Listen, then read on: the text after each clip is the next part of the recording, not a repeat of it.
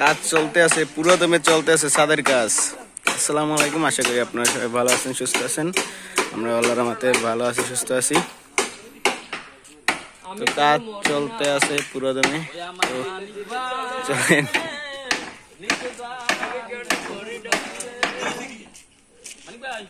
মিস্ত্রি শহীদুল ভাই প্রথম থেকেই চেনেন তারে। এই হচ্ছে আপনার ব্যালকনির কাজ চলতে আছে জায়গা। ব্যালকনি দুই পাশ থেকে 4 ফুট বাদ দিয়ে মাঝখানে 10 ফুট ব্যালকনি হবে দোনো পাশে, ওই পাশেও এই পাশেও। তো এই পাশেরটা প্রায় এই ছাওয়া হয়ে গেছে।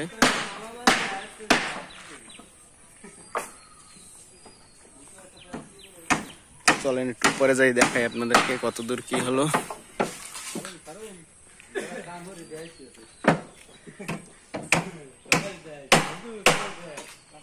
শহীদুল ভাই, কত দূর আপনার কাজ? প্রায় শেষ। আজ তো কামে ব্যাপক ফাঁকিবাজি করছেন। ফাঁকিবাজি করছেন না ব্যাপক? হ্যাঁ,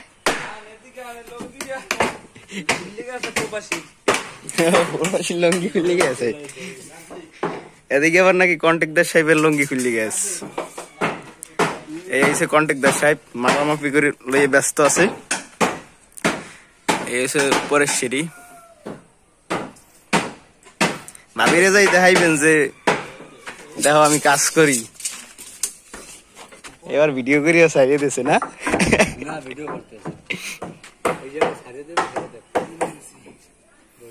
এই হলো সিঁড়ি।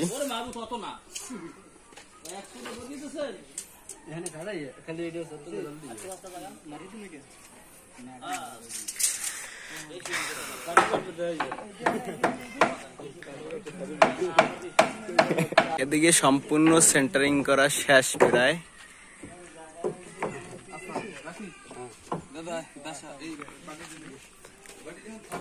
শহীদুল ভাই, হ্যাঁ ভিডিও করতেছে, এটা বাড়ির আজকে।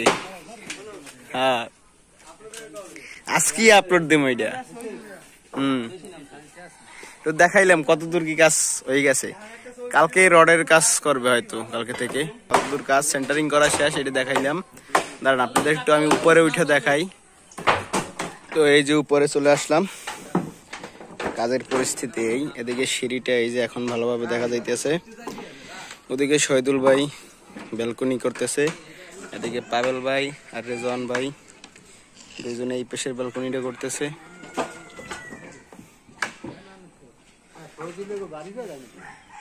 হ্যাঁ না, এই যে এদিকে সব সেন্টারিং করা শেষ।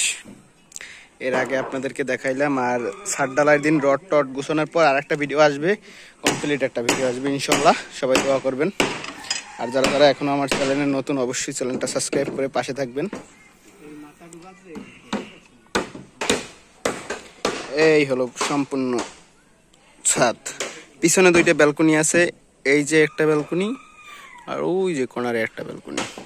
ওই কোনারে দুইটা ব্যালকনি, সামনে একটা, এই পেশে একটা।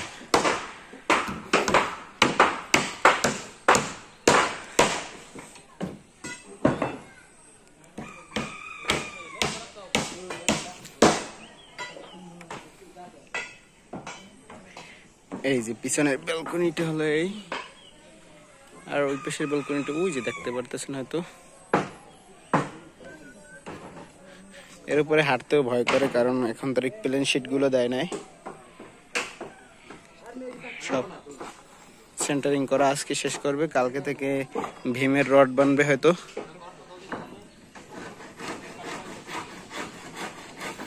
তো এই হলো কাজের পরিস্থিতি আজকে নাগাদ। পাতা পইরা মাঝখানে এগুলো পরিষ্কার করে দিতে হবে, নাইলে এগুলো অনেক সমস্যা করবে। এগুলো নিজেরই করতে হবে। উঠলাম, এতদিন উঠি নাই, সিঁড়ি আসছিল না তার জন্য উঠি নাই। আর এগুলো ছাওয়াও ছিল না এই কাঠগুলো, এই কারণে উঠি নাই। আজকে উঠলাম, তাও ভয় ভয় করে ফাঁকা ফাঁকা। এই যে একটা কাঁঠাল গাছ ছিল, একটা দোলনা বানানো যাইতো অনেক সুন্দর। কাঁঠাল গাছটার ওই যে রশি দিয়ে টানা দিয়ে রাখছি, কারণ এদিকে আরো আগানো ছিল। তো এটা একটা দোলনা বানাবো করে ছাদের উপরে যেরকম ছিল, কিন্তু দেখি না কাটাই লাগবে অবশেষে। শহীদুল ভাই এইটা কিন্তু চাপে ধরছে, অনেক চাপে ধরছে ফুল। কোন সময় কোন জায়গায় গাছ কাটছে? কেন কাটে গাছ? আচ্ছা যাই দেখতে।